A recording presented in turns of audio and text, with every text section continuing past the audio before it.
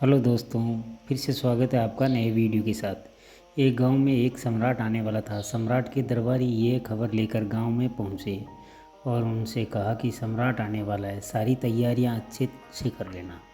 कुछ खास लोगों को भी तैयार कर लेना। उन सबको सम्राट के सामने दरबार में पेश करना है। लोग बहुत खुश हुए कि सम्राट से मिलेंगे।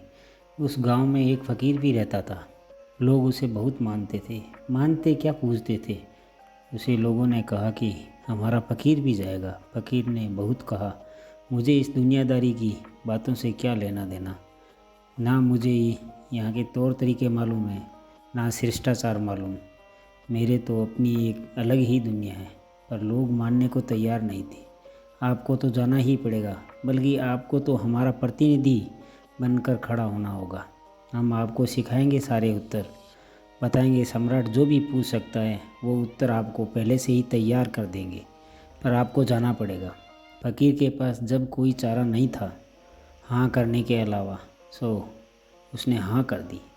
अब गांव वालों ने सिपाहियों से पूछा कि राजा क्या क्या पूछ सकता है। उस आधार पर फ़कीर को 4-6 उत्तर सिखा दिए गए। आपकी उम्र कितनी है? 60 वर्ष, फ़कीर ने कहा। बस पहला प्रश्न यही होगा, यही जवाब देना है। फिर सम्राट पूछेगा कितने साल से साधना कर रहे हैं। फ़कीर ने कहा 30 साल से। बस यही तो बोलना है। ऐसे ही 4-6 उत्तर और पढ़ा दिए गए और उसे बार बार यही समझाया गया कि कोई गड़बड़ी मत करना, जैसा बताया गया है बस वैसा ही करना। अब तय दिवस पर सम्राट गांव में आए।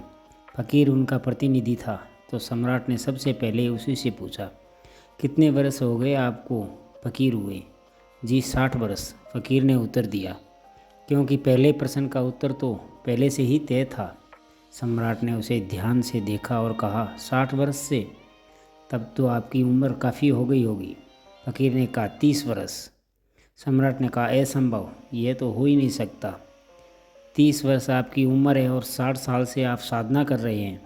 या तो आप पागल हैं या मैं पागल हूँ। हम दोनों पागल हैं, फ़कीर ने उत्तर दिया।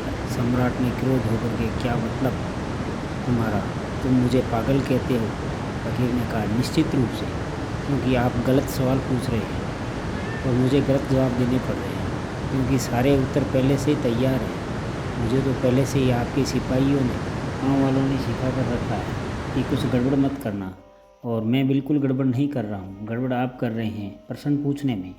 आप पागल इसलिए हैं कि आप गलत सवाल पूछ रहे हैं, और मैं पागल इसलिए हूँ क्योंकि मेरी तो मजबूरी है, क्योंकि सारे उत्तर पहले से तैयार हैं।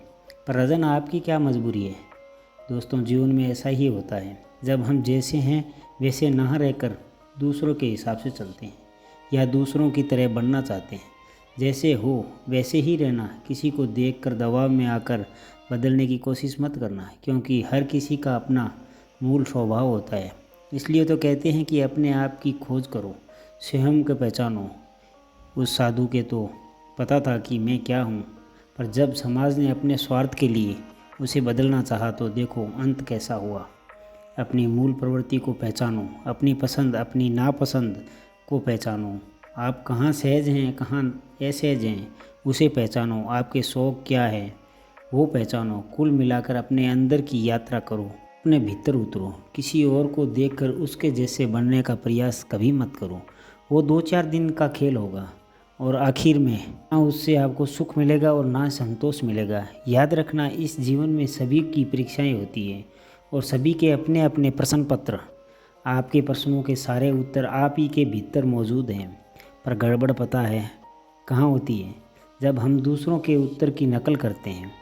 तो फिर इस उत्तर के लिए उतर जाओ अपने भीतर और अपने प्रश्नों के उत्तर खुद तैयार करो। फिर मिलेंगे दोस्तों अगले वीडियो के साथ। तब तक अपना ख्याल रखना और हमेशा मुस्कुराते रहना। धन्यवाद।